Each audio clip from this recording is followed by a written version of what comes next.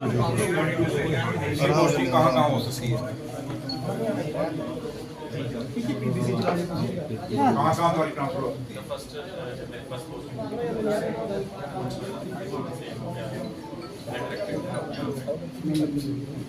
Note करके मुझे दीजिए।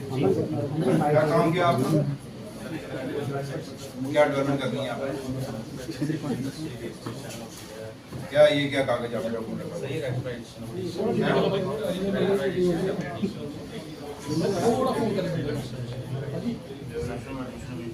अमन शर्मा फोन नीचे,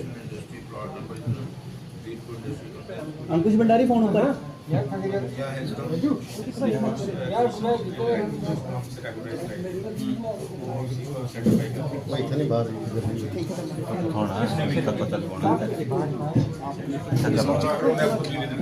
ये जो इन्वेंट्री इसने बनाई है, इन्वेंट्री अभी ले लो, चेंज ना कर पाए,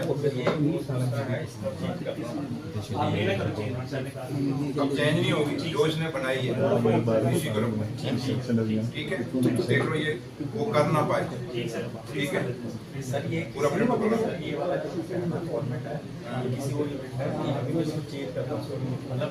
आप ये वाली फाइल नहीं करोगे, ऊपर कर ये हो गया।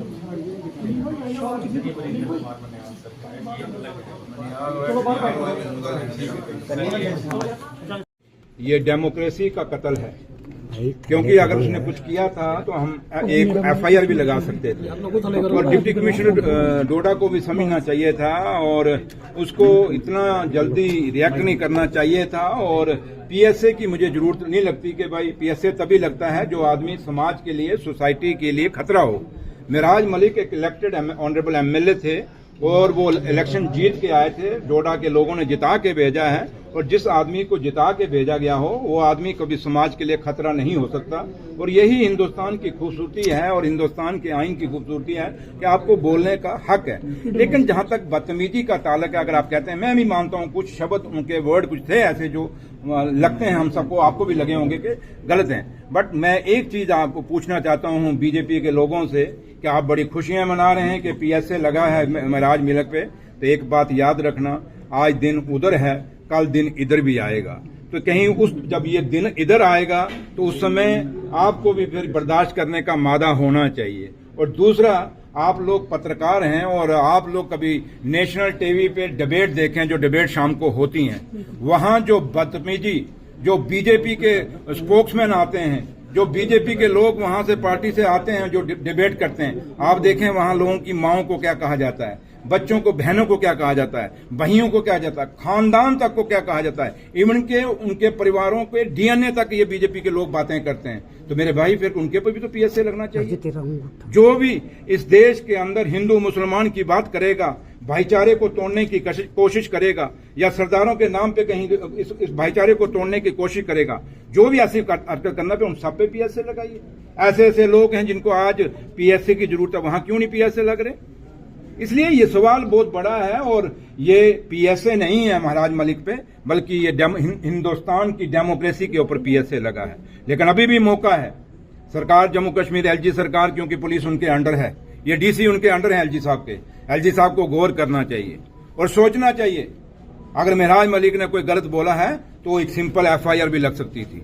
पीएसए जितना बड़ा स्टेप लेने की जरूरत नहीं थी, और रातों रात उसको भद्रवा से लेके फिर कठुआ तक आप लेके आए। ये कौन सा, वो क्या क्रिमिनल है? क्या वो देशद्रोही है? क्या उसने कोई कत्ल किया है? क्या उसने कोई मिलिटेंट अटैक किया है? ऐसे तो आप कभी मिलिटेंट को भी लेके नहीं जाते आप। तो इसलिए ये बहुत बड़े सवाल हैं जो हमारी जम्मू कश्मीर की डेमोक्रेसी, जिसको जो सरकार आज चल रही है, उस सरकार को अब आप लोगों को समझना चाहिए। जो लोग कहते हैं कि उमर अब्दुल्ला सरकार क्या कर रही है, क्या काम कर रही है, उन लोगों को आप भी समझाएं और वो लोग भी आप यहां से समझें कि उमर अब्दुल्ला सरकार यहीं से सोच लीजिए कितनी मुसीबतों से निकल रही है, कितना हालात यहाँ पे हैं कि एक एमएलए को शरेआम दिन दिहाड़े पीएसए लगा के जेल में डाल दिया गया। तो आप क्या उम्मीद करते हैं कि जम्मू कश्मीर में क्या एक डेमोक्रेटिक चुनी हुई सरकार की कहीं कदर है? एक चुने हुए लोगों का मैंडेट जो आया है, उस मैंडेट की कदर क्या यहाँ एलजी सरकार के पास है? अगर है तो मैं आज भी आईजी साहब से अपील करूंगा कि मिराज मलिक का जो पीएसओ है इसको रिवोक करिए और उसको बाहर आने दीजिए, और बात रखने का हक सबको है। और अगर बदतमीजी की बात है तो फिर हर उस आदमी पे, चाहे वो हिंदुस्तान के किसी भी कोने पे है, वो अगर गाली गलौज करता है, चाहे वो किसी भी पार्टी का है, तो उसके ऊपर भी वे पीएसए लगा। सर आम आदमी पार्टी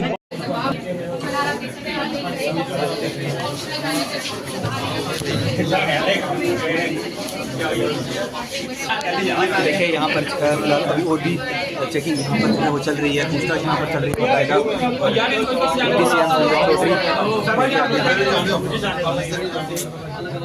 है। दिखे माथे दो है आराम से